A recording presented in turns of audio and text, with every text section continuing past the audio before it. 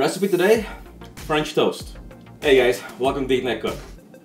Full disclosure, I had a bit of a party and barbecue last night, so figured it would be a good time to film a breakfast episode because hey, sometimes a good date will take you to breakfast.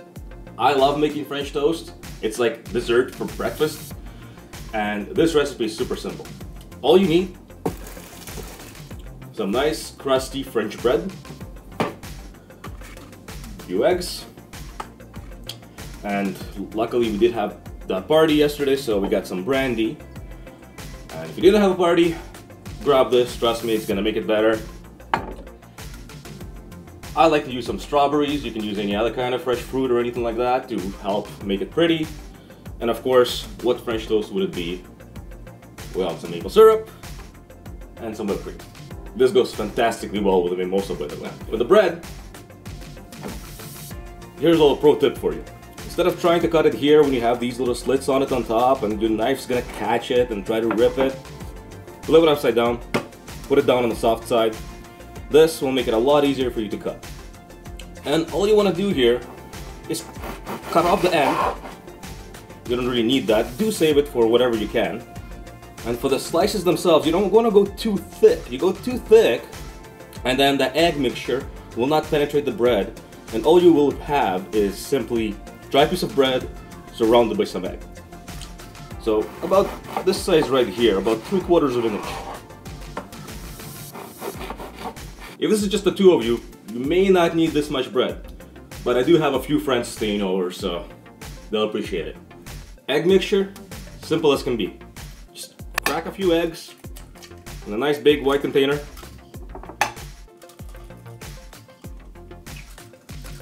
Here's another pro tip for you. If, like me, you're a little, let's call it hungover, and you end up having some eggshells in your eggs, here's the easiest way to get them out. Simply put some cold water on your fingers and grab them out. Simple, but a little bit of cold water does the trick. Some people like to add some milk, vanilla extract in there. In all honesty, simplest thing in the world is just grab some brandy and a generous amount right in and whip that right up. Try to make this as even as possible. If it's not completely, don't be too concerned about it. Just do your best. And as you're doing this, once you get to this stage here, you'll notice it smells absolutely heavenly. All you want to do next, soak your bread.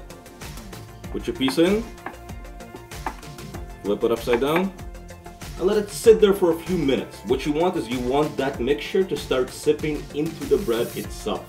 Because, as I mentioned before, you don't want to just have a dry piece of plain bread in the middle of this beautiful crust that you're going to have.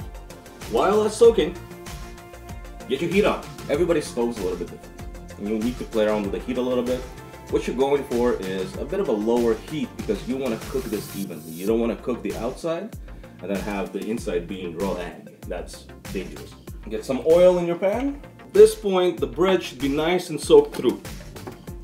This is good to go.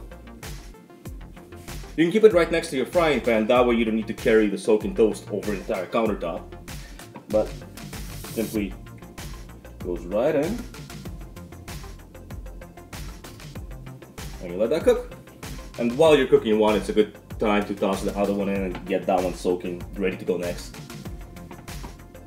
Andrew, you want any more mimosa? Once you start seeing that sizzle and a little bit of that brown coming out the sides of the toast, you're ready to flip it. Do it as gentle as you can. You don't want to splatter oil, but this is a nice golden color you're looking for. If you're using fresh fruit, whatever you use, chop it whichever way you like. I like using strawberries, and this is how I do it.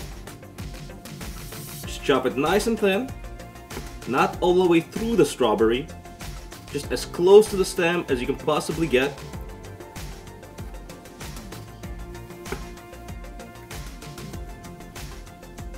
And then just fan it out. Place a few of these right on your plate. Bonus points if, like me, you have powdered sugar, cinnamon, sprinkle it right on top. If not, don't worry about it. This will be plenty sweet.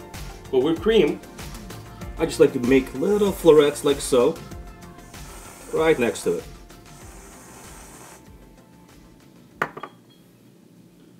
Serve this with some maple syrup, and your date will love it.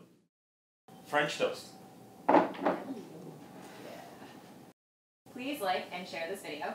Follow us on social media. And to see more cool videos like this, go to datenightcook.com. Flawless. Oh my frig. I don't know where to begin. Oh God, here. Wow, that is so good. No, it's horrible. I'm